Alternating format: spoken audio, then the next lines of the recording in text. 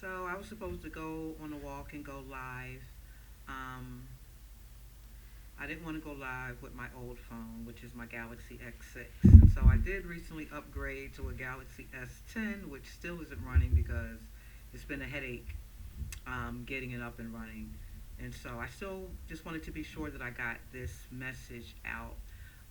People like myself who talk about the Lord, their love for the Lord, and whatever the Lord places on their heart to share with their friends and family, we don't do it because we think we're better than anybody else or anything like that. We do it because we're trying to be obedient, following the Lord, and trying to live or practice a life of righteousness does not mean that we're perfect. No one's perfect, but we are attempting to follow the laws of the Lord.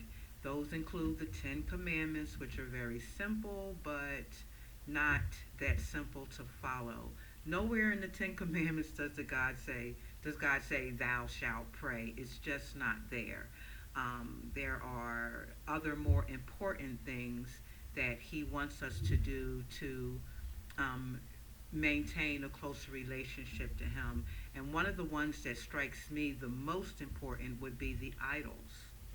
And the idol is anything that you put before God. That includes other gods, that includes physical objects, and it includes whatever it is in your life that you hold more dear than God.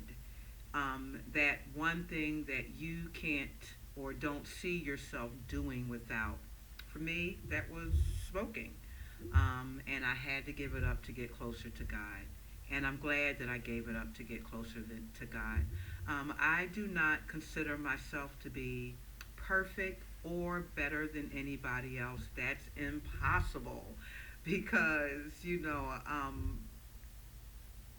I don't want to say I started out with the deficit, but to look at what I have beyond the glory of God, which it trumps everything else, especially you should see that today. It trumps everything else, and that's what I've always had. And so, beyond the glory of God, I really don't have anything compared to what a lot of other people have. And so, it's never coming from a place of thinking that I'm better or thinking that I know everything. It's coming from a place of love, and it's coming from a place of obedience. And so, that's all that I'm here to encourage you to do is to go beyond praying and to engage in more worship, which is honoring, loving, and putting God first. I hope this blesses you. I'll be back soon. Bye.